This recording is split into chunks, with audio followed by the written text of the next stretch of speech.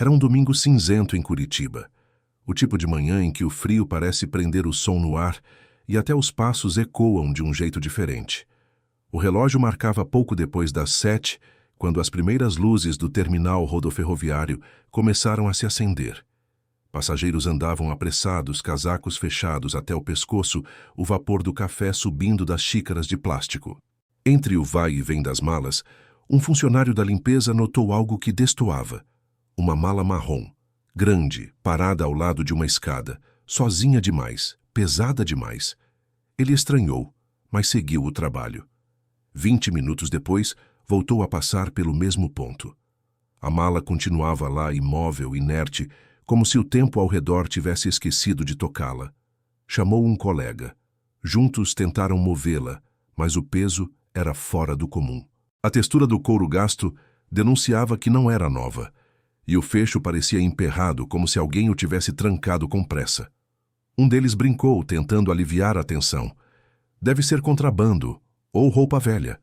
Mas o outro não riu. Havia algo errado. Um cheiro estranho, metálico, denso, escapava por uma fresta do zíper, e foi ali, naquele instante, antes mesmo de qualquer confirmação, que algo na atmosfera mudou. Eles chamaram a segurança. Em poucos minutos, o som das rodas dos ônibus ficou distante e abafado. O supervisor chegou, observou a mala, tentou abrir sem sucesso. Usaram uma ferramenta para forçar o cadeado, e quando o zíper finalmente cedeu, o silêncio foi total. O funcionário que presenciou a cena disse depois que o ar ficou mais pesado, como se a própria estação tivesse parado de respirar. O rádio chiou, alguém pediu reforço, e em menos de 10 minutos as luzes vermelhas e azuis das viaturas refletiam nas paredes de vidro da rodoviária. A notícia se espalhou rápido. Passageiros foram retirados do local, a área isolada. Quem passava pela rua via apenas o tumulto, o corre-corre de policiais e o som repetido de rádios comunicadores. Um repórter da rádio local, o primeiro a chegar, descreveu o cenário ao vivo. Há um clima de espanto. As pessoas olham umas para as outras, ninguém sabe o que dizer.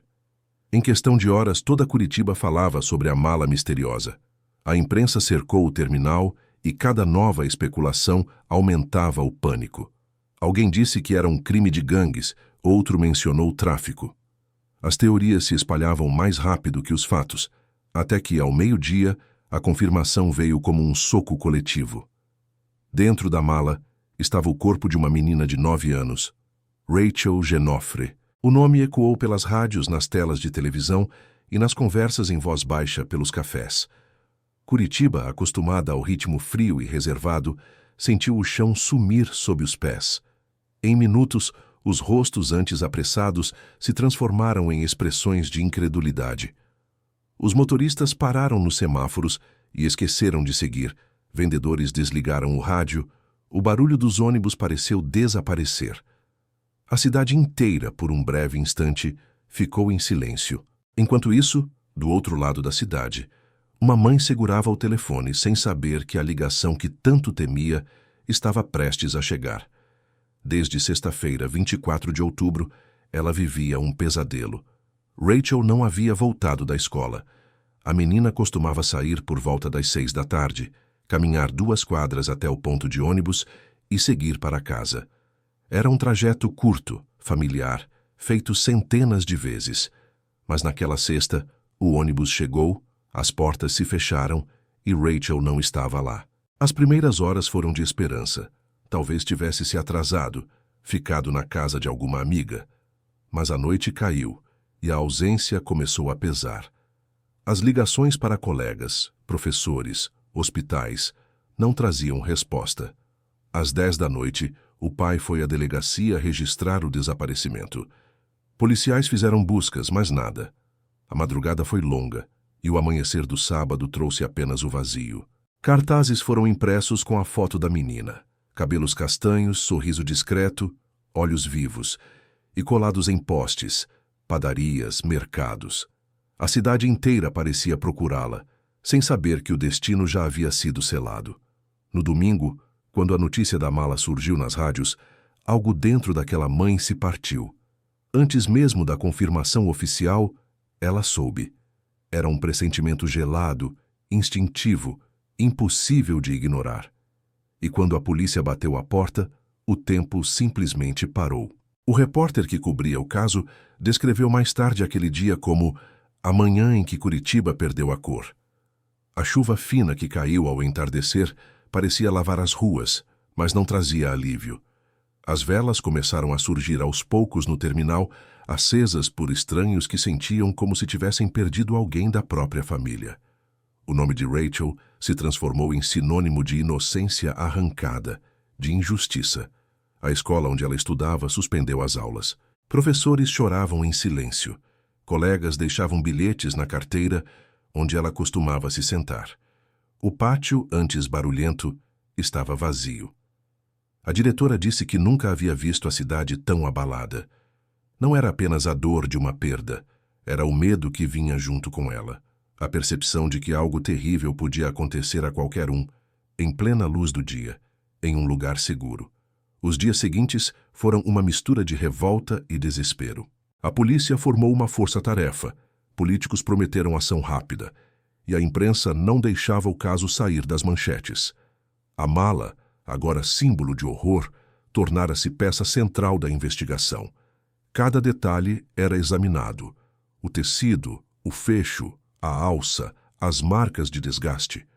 Mas o verdadeiro peso dela não estava no material, e sim no que representava. Era o ponto final de uma história que começara com uma rotina simples e terminara em tragédia. Enquanto isso, a mãe de Rachel vivia um luto silencioso. A cada entrevista sua voz tremia, mas sua determinação era firme. "Eu só quero a verdade", dizia. Nos dias que se seguiram, centenas de pessoas compareceram ao velório. Famílias inteiras se abraçavam sem se conhecer, unidas apenas pelo sentimento de perda coletiva. O silêncio que pairava sobre o salão fúnebre era o mesmo que tomava conta das ruas. Um silêncio que dizia mais do que qualquer palavra. Na rodoviária, o local onde a mala foi encontrada tornou-se ponto de peregrinação. Pessoas deixavam flores, bilhetes, desenhos de crianças. Alguns motoristas diziam sentir arrepios ao passar por ali. Durante meses, o cheiro de velas e o som das orações faziam parte da rotina do terminal. O caso de Rachel não era apenas um crime, era uma cicatriz aberta no coração de uma cidade. A polícia trabalhava dia e noite, mas o mistério crescia. Teria feito aquilo? Por quê? As perguntas se multiplicavam e as respostas nunca vinham. As evidências eram escassas, os testemunhos contraditórios. O rosto de Rachel, estampado nos jornais, se tornava um símbolo de urgência, de justiça que precisava acontecer. O tempo começou a passar, mas a lembrança não se apagava. A cada aniversário, o terminal recebia flores novas, velas novas, promessas renovadas de que aquele caso jamais seria esquecido. A cidade, antes acostumada com o silêncio do frio, aprendeu a conviver com um silêncio muito mais pesado, o do que permanece sem explicação. E enquanto os dias viravam semanas e as semanas viravam anos, o nome de Rachel continuava ecoando como um lembrete. A inocência pode ser interrompida, mas a verdade, não importa quanto demore, sempre encontra o caminho de volta à luz. As primeiras horas da investigação foram caóticas. Policiais, peritos e jornalistas se amontoavam na rodoviária, cada um tentando entender o que havia acontecido, mas sem saber por onde começar. A mala, isolada atrás de uma fita amarela, tornara-se o centro do universo. Os peritos fotografavam cada detalhe, coletavam amostras, anotavam números, mas o que realmente dominava o ambiente era o silêncio. Era como se todos ali tivessem consciência de que estavam diante de algo que marcaria suas carreiras para sempre. O delegado responsável pelo caso assumiu o comando. Homem experiente, de rosto cansado e olhar firme, ele sabia que cada minuto contava. Mandou recolher câmeras de segurança, interrogar funcionários, levantar registros de bagagens e passagens. O terminal, que recebia centenas de ônibus por dia, tornou-se um labirinto de informações. Nos primeiros dias, surgiram dezenas de suspeitos, motoristas, ambulantes, passageiros. Todos foram ouvidos. Nenhum resultado. Os jornais publicavam atualizações diárias, e cada manchete aumentava a pressão. A opinião pública queria respostas. Quem matou Rachel? Era a pergunta estampada em letras grandes nas bancas de jornal. A polícia, porém, tropeçava em contradições. A perícia indicava que o crime havia ocorrido em local desconhecido e que a mala fora deixada ali apenas depois. Mas ninguém viu, ninguém ouviu, nenhuma câmera registrou o momento exato. Era como se o autor tivesse desaparecido no ar. A mãe de Rachel acompanhava tudo pela televisão. Às vezes visitava a delegacia, levava documentos, pedia notícias. Cada vez que via o olhar vazio dos investigadores, o coração apertava. Ela começou a anotar datas, nomes, detalhes, como se quisesse montar o quebra-cabeça sozinha. Em casa, o quarto da filha continuava intacto. As roupas dobradas, os livros empilhados na escrivaninha, o perfume leve de infância ainda pairando no ar. Era o único lugar onde ela conseguia respirar. Os meses passaram, e pouco a pouco, a cidade voltou à rotina. As luzes da rodoviária voltaram a brilhar à noite. O barulho dos motores retomou o ritmo, mas o peso daquele lugar nunca desapareceu completamente. Os funcionários ainda evitavam falar sobre o que viram. Alguns pediram transferência, outros simplesmente pediram demissão. Depois daquilo, nada mais foi igual, contou um deles anos depois. Com o passar do tempo, o caso começou a esfriar. As evidências eram poucas, as pistas esgotadas. A mídia, sempre faminta por novos fatos, começou a se afastar. O espaço que antes era dominado pelo rosto de Rachel começou a ser ocupado por novas notícias. Ainda assim, havia quem não aceitasse o silêncio. Um pequeno grupo de investigadores continuou revisando o processo nas horas vagas. Eram pessoas movidas mais por indignação do que por dever. Eles sabiam que, sem novas provas, o caso acabaria arquivado, e foi o que aconteceu. Em 2010, 2 anos depois do crime, a investigação foi oficialmente encerrada por falta de provas. Nenhum culpado, nenhum mandado, nenhum fechamento. Apenas um dossiê grosso, cheio de anotações e promessas não cumpridas. A dor, porém, não foi arquivada com os papéis. A cada aniversário da morte de Rachel, a mãe voltava à escola da filha, levava flores e conversava com professores e alunos. Ela dizia que queria manter viva a lembrança da menina e o compromisso de descobrir a verdade. O tempo passou e o país mudou. As ruas ganharam novas histórias, novos dramas, novos crimes, mas o nome de Rachel continuava aparecendo, discretamente, como uma sombra persistente, em fóruns da internet, em programas de TV, em conversas de bar. O caso nunca foi completamente esquecido, apenas adormecido, esperando o momento certo para acordar. Em 2011, esse momento começou a se desenhar de forma silenciosa. Dentro de um prédio cinza e sem janelas, o Instituto de Criminalística do Paraná iniciou um projeto ambicioso: reanalisar amostras antigas usando novas tecnologias de DNA. Centenas de casos sem solução foram selecionados, e entre eles estava o de Rachel Genoffre. Os técnicos manusearam com cuidado as amostras colhidas em 2008, fragmentos minúsculos, quase descartados pela limitação dos equipamentos da época. O material foi processado, catalogado e armazenado novamente, dessa vez sob novos padrões. Durante anos, o caso permaneceu na fila. De tempos em tempos, alguém do laboratório olhava para o nome Rachel Genoffre no sistema e prometia: um dia a gente vai resolver. E esse dia chegou. Era 2019. O país vivia outro momento, e a história de Rachel parecia distante, uma lembrança guardada no canto da memória coletiva. Até que uma correspondência genética acendeu o alerta. Um perfil de DNA coletado em São Paulo coincidira com o material armazenado no Paraná. As linhas do banco de dados se alinharam, e o nome apareceu na tela como uma revelação: Carlos Eduardo dos Santos. O silêncio que tomou o laboratório foi o mesmo que tomou o país 11 anos antes. Os técnicos se entreolharam, confirmaram as amostras, refizeram os cálculos. Tudo batia. O DNA era o mesmo. A notícia foi enviada ao delegado responsável, que, ao ler o relatório, precisou sentar. Depois de mais de uma década, o caso Rachel Genofre estava prestes a ser resolvido. As investigações complementares confirmaram: Carlos Eduardo estava preso desde 2013 por crimes semelhantes: sequestro, abuso e homicídio de menores. Um predador reincidente, frio e metódico, que havia passado despercebido por anos. O detalhe mais assustador era o padrão. Ele se aproximava de escolas, ganhava a confiança das crianças e desaparecia com elas. Rachel havia sido uma das vítimas no auge de sua atuação.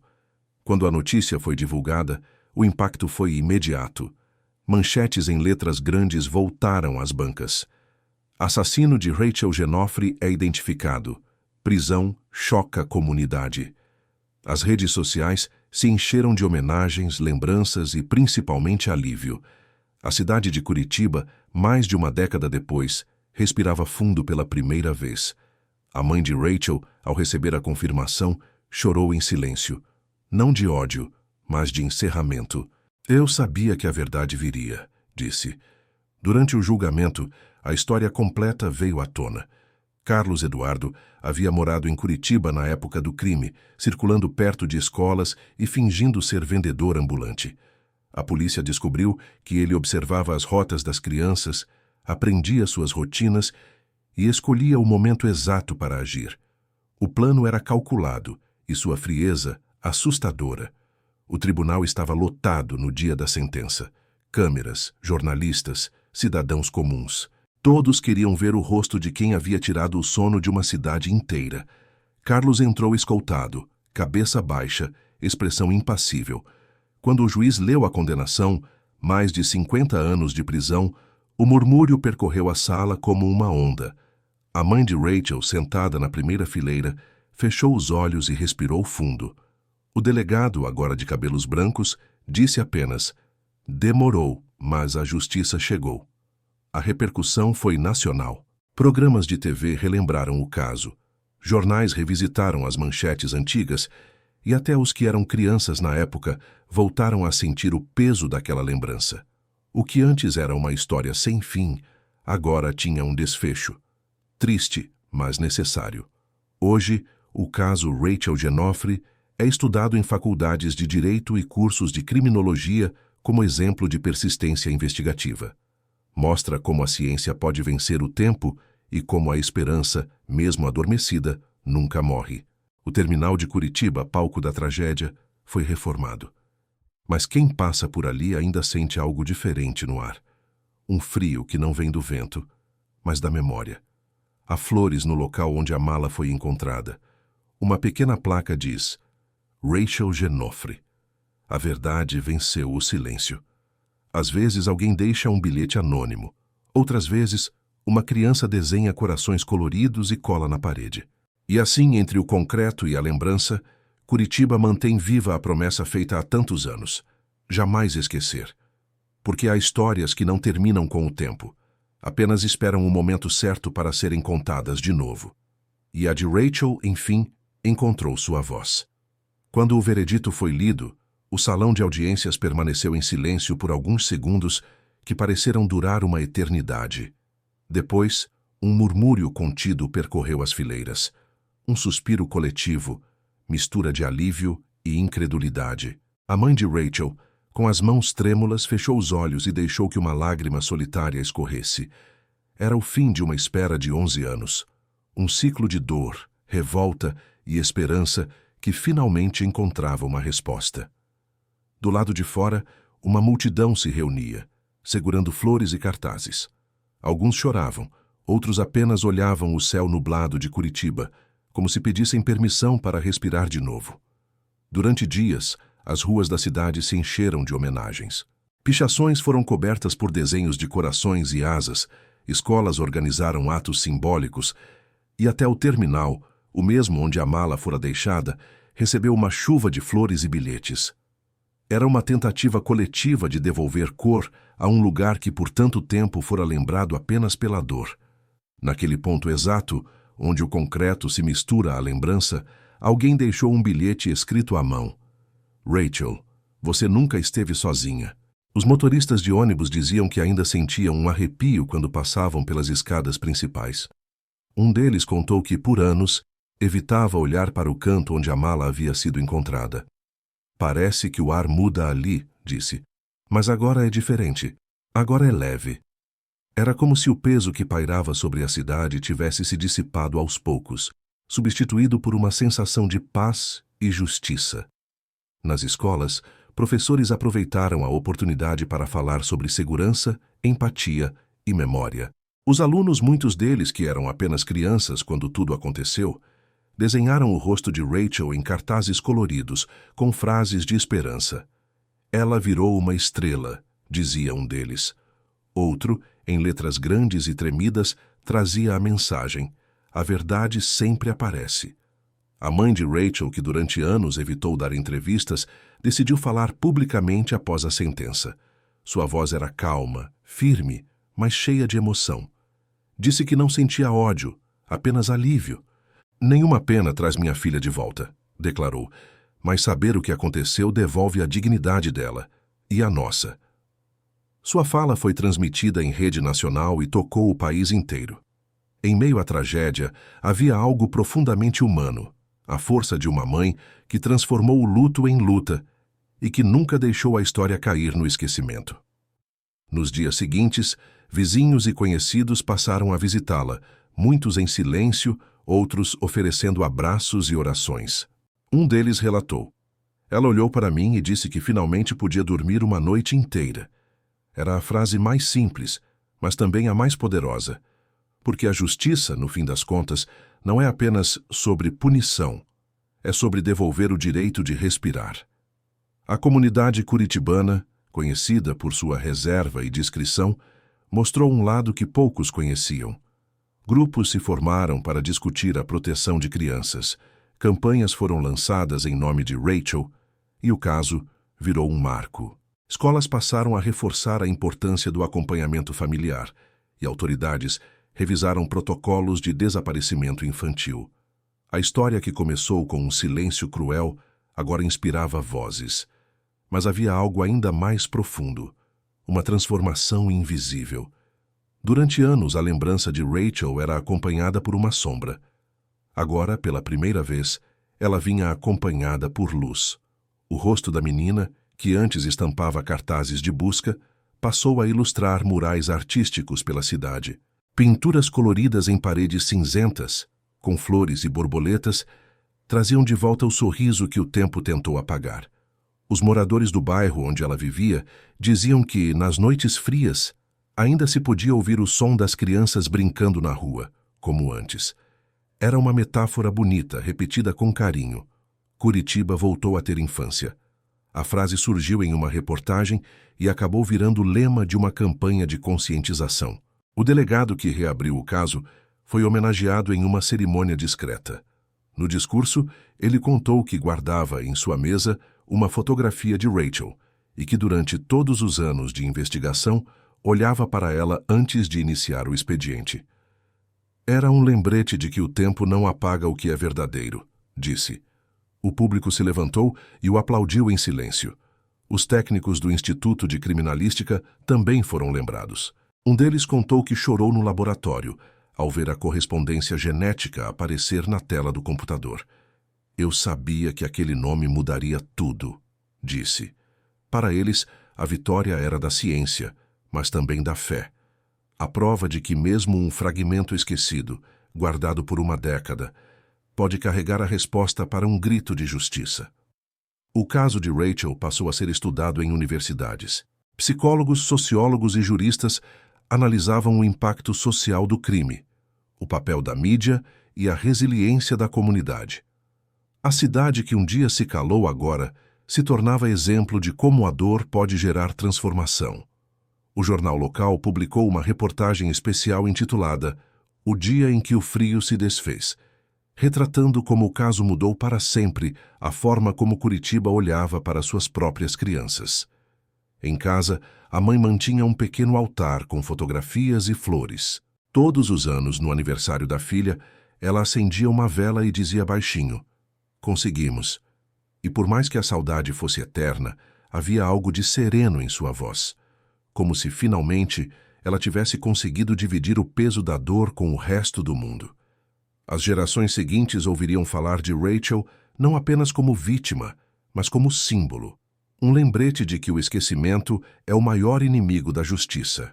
E mesmo os que não viveram a época aprenderiam, pelas histórias contadas pelos pais e avós, que uma cidade inteira pode se unir em torno da memória de uma única criança.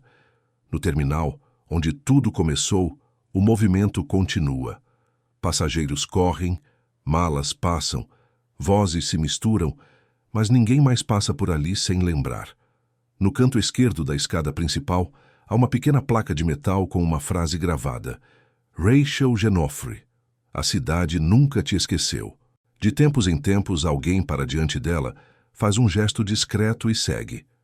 O frio curitibano continua o mesmo, mas agora carrega outro significado. É o frio da lembrança, não mais o da tristeza. Porque no fim, essa história não é apenas sobre um crime resolvido, mas sobre a capacidade humana de resistir, de insistir e de recomeçar. E assim, enquanto as luzes da cidade acendem mais uma vez sobre o concreto da rodoviária, o vento sopra leve pelas escadas. A mala que um dia representou o silêncio agora é apenas um eco distante. E a voz de Rachel, suave e eterna, parece ainda sussurrar no ar. Eu fui encontrada. E agora posso descansar. O tempo passou, mas o nome de Rachel continuou ecoando nas conversas da cidade. Mesmo depois de encerrado o julgamento, a história ainda parecia incompleta, como se o eco daquele outubro de 2008 ainda se repetisse nas ruas silenciosas de Curitiba. Era impossível andar pela rodoviária sem lembrar do que aconteceu ali. Os novos funcionários sabiam da história, os antigos evitavam comentar, mas todos, sem exceção, sentiam algo diferente quando passavam pelas escadas onde a mala havia sido deixada. Diziam que o ar ali parecia mais frio, mais denso. Não era medo, era respeito. As flores deixadas todos os anos no local nunca murchavam completamente. Sempre havia alguém que as renovava, alguém que fazia questão de manter viva a lembrança. Às vezes um bilhete, às vezes um desenho feito por uma criança que nem era nascida na época do crime. Para você, Rachel, dizia um deles, rabiscado em letras tortas e coloridas. Pequenos gestos, mas de um poder imenso, gestos que mantêm uma história viva, mesmo quando o tempo tenta apagá-la. O caso de Rachel transformou Curitiba em algo maior do que uma cidade marcada por um crime. Transformou-a em um lembrete de persistência. Mudou a forma como as autoridades tratam desaparecimentos, inspirou protocolos e leis, e, principalmente, ensinou que a justiça pode tardar, mas não desaparece. A cada ano, em palestras, em escolas, em programas de TV, o nome dela ressurge, não como ferida aberta, mas como símbolo de resistência. No Instituto de Criminalística, há uma fotografia emoldurada de Rachel, colocada no corredor principal. Abaixo dela, uma frase gravada em placa metálica: nenhum arquivo é esquecido. Essa foi a promessa feita pelos peritos após o desfecho do caso, e é lembrada todos os dias por quem entra naquele prédio. Os técnicos que trabalharam nas amostras contam que o momento em que o DNA foi identificado mudou o rumo de toda a equipe. Alguns diziam que era como ouvir uma voz do passado pedindo por justiça. Outros acreditavam em destino. Todos, sem exceção, sabiam que estavam diante de algo que ultrapassava o campo da ciência. A mãe de Rachel continuou morando na mesma casa. As paredes guardam memórias, e cada canto ainda carrega a presença da filha. No quarto há fotos, cadernos, uma boneca antiga e o uniforme escolar dobrado sobre uma cadeira. Ela conta que, em algumas manhãs, ainda escuta passos leves pelo corredor e sorri, dizendo que é só o vento. Desde o julgamento recebe cartas de todo o país, cartas de pais, de professores, de desconhecidos que se sentiram tocados pela história. Sua força me deu coragem, escreveu uma mulher do interior do Maranhão. Por você abracei meus filhos mais forte, disse outra. Rachel se tornou símbolo sem jamais ter escolhido ser, e é esse paradoxo que torna sua história tão humana. A menina que partiu cedo demais acabou ensinando uma cidade inteira sobre o valor da empatia, da vigilância e da esperança. Nos anos seguintes, documentários, livros e exposições surgiram sobre o caso. Em cada um deles havia um mesmo fio condutor: a persistência. A ideia de que o tempo pode ser cruel, mas também justo, quando encontra corações que não desistem. O nome de Rachel virou referência. Em escolas, concursos de redação homenageiam sua memória. Em universidades, trabalhos acadêmicos analisam o impacto social de sua história. Em lares de pessoas comuns, ela é lembrada em conversas sussurradas, como quem fala de alguém da própria família. E mesmo agora, tantos anos depois, há noites em que a chuva cai sobre Curitiba e o vento sopra com a mesma força daquele dia de 2008. Nessas horas, parece que a cidade inteira se recolhe. As luzes se apagam mais cedo, os sons se tornam suaves e, por um instante, todos lembram. Lembram não apenas do que aconteceu, mas do que ficou. Porque, no fim, as tragédias que mais nos marcam não são aquelas que tiram vidas, e sim as que mudam a forma como olhamos para as outras. O caso Rachel Genofre não terminou com uma sentença. Terminou com uma lição silenciosa. A de que a verdade pode demorar, mas ela sempre caminha. Às vezes devagar, às vezes tropeçando, mas sempre em direção à luz. A mala que um dia simbolizou o horror, hoje é apenas uma lembrança distante. E a lembrança, por mais dolorosa que seja, é o que impede o esquecimento. Curitiba aprendeu isso da forma mais difícil, e o Brasil também. Quando as câmeras desligaram, quando as manchetes pararam de ser publicadas, quando o barulho das sirenes foi substituído pelo som da rotina, o que restou foi algo que nenhuma reportagem conseguiu traduzir. A sensação de que a justiça, quando chega, não vem para apagar o passado, mas para dar a ele um novo significado. E é por isso que, até hoje, quem passa pela rodoviária e vê aquela pequena placa prateada, não vê apenas o nome de uma menina. Vê a prova de que a esperança é mais teimosa que o esquecimento. Porque algumas histórias não se apagam, elas permanecem vivas, esperando o momento certo para serem contadas de novo, com a calma do tempo, com o peso da verdade e com a certeza de que, enquanto houver memória, nenhuma voz se perde. E talvez seja isso que o vento curitibano ainda sussurra nas madrugadas frias. Rachel foi encontrada. E agora, finalmente, pode descansar.